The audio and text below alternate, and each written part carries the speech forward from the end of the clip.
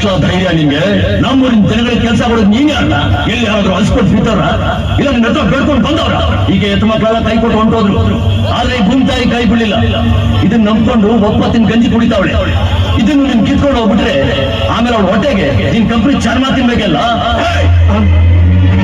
ಒಪ್ಪಿದ ಮಗನೇ, ಕೋಟಿ ಕೋಟಿನ ಮುಟ್ಕೋಸಿ ಸುತ್ಕೊಂಡು ಓಡಾಡೋ ವಂಶ ಕಣ್ಣ ನಮ್ದು. ನಮ್ತಾವ ಕಾಸಿನ ಬಗ್ಗೆ ಮಾತಾಡ್ತೀಯ ನೀನು? ಎಷ್ಟ ಮಡಗಿದ್ಯಾ ನೀನು? ಅವನ ಕುಂಡಿಯಲ್ಲಿ ಬಿಸಿ ರಕ್ತ ಇದ್ರೆ ಈ ಸಿಂಹದ ಗುಡಿಯಿಂದ ಒಂದು ಮುರುಗಡೆ ಕಿತ್ಕೊಂಡೋಗ್ಲಿ, ಕಿತ್ಕೊಂಡೋಗ್ಲಿ ನೋಡ. ನುಡಿದರೆ ಹೊನ್ನುಡಿಯಲು ಮನು ನುಡಿಯುವುದಿಲ್ಲ, ನ್ಯಾಯಾಂಗದ ಕನ್ನಡಿಯಲು ಕಡೆಗಣಿಸುವುದಿಲ್ಲ.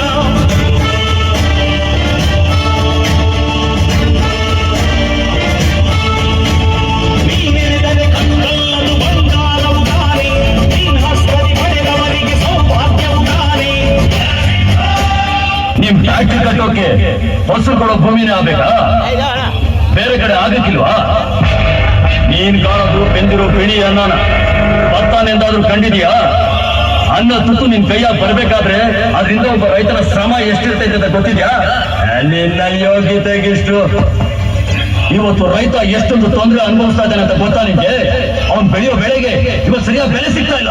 ತಗೊಂಡಿರೋ ಸಾಲನ ಅವನಿಂದ ತೀರ್ಸಿಕಾಯ್ತಾ ಇಲ್ಲ. ಎಷ್ಟೋ ಕಡೆ ಮಳೆನೇ ಆಗಿಲ್ಲ. ಹಸುವಿನಿಂದ ಅವನು ಆತ್ಮಹತ್ಯೆ ಮಾಡ್ಕೊತಾವ. ಯಾವತ್ತ ಜಾತಿ? ಎಲ್ಲೈತ ಜಾತಿ? ಒಬ್ಬ ಮನುಷ್ಯ ಹುಟ್ಟಿದ 12 ದಿವಸಕ್ಕೆ ಗೊತ್ತಾಯ್ತದೆ ಒಂದು ಹೆಸರು, ಒಂದು ಜಾತಿ. ಅದು ಇನ್ನೊಬ್ರು ಹೇಳಿದ್ರೆ ಸತ್ ಮೇಲೆ ಆ ಹೆಸರಿನಿಂದ ಕೂಗಿದ್ರು ಆ ದೇಹ ಕೇಳಕ್ಕಿಲ್ಲ, ಜಾತಿ ಹೇಳಿದ್ರು ಆ ದೇಹ ಹೇಳಕ್ಕಿಲ್ಲ. ಅಂತ ಜಾತಿ ಬದುಕಿರ್ಬೇಕಾದ್ರೆ ಯಾಕಲೇಬೇಕು? ವ್ಯಕ್ತಿಯಿಂದ ಜಾತಿ ಅಲ್ಲ, ವೃತ್ತಿಯಿಂದ ಜಾತಿ.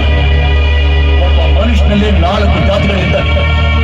ಒಳ್ಳೆದನ್ನ ಯಾವನ್ ಹೇಳ್ತಾನೋ ಅವನೇ ಬ್ರಾಹ್ಮಣ, ಒಳ್ಳೆದ ಬಗ್ಗೆ ಯೋಚನೆ ಮಾಡೋನೇ ವೈಶ್ಯ, ಒಳ್ಳೆ ಕೆಲಸಕ್ಕೆ ದೇಹ ಉಪಯೋಗಿಸ್ತಾನಲ್ಲ ಅಂದ್ರೆ ಕ್ಷತ್ರಿಯ.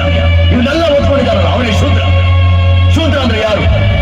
ಕಷ್ಟದಲ್ಲಿರೋದನ್ನ ಕಂಡ್ರೆ ಕೈಗಾರ ತೋರಿಸೋನು, ನಮ್ಗೆಲ್ಲ ಅನ್ನ ಹಾಕಿ ಕಾಪಾಡ್ತಾನಲ್ಲ ಅವನು.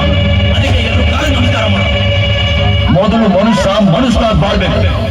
ಆಗ್ಬಿಟ್ಟು ಅವನು ಯಾವುದೇ ಜಾತಿ ಹೆಸರು ಹೇಳ್ಕೊಂಡು ಬದುಕಿದ್ರು ಏನು ಪ್ರಯೋಜನ ಇಲ್ಲ. ಅಂತ ಜಾತಿ ನಾವು ನಂಬಿಲ್ಲ, ಯಾವತ್ತೂ ನಂಬೋದಿಲ್ಲ.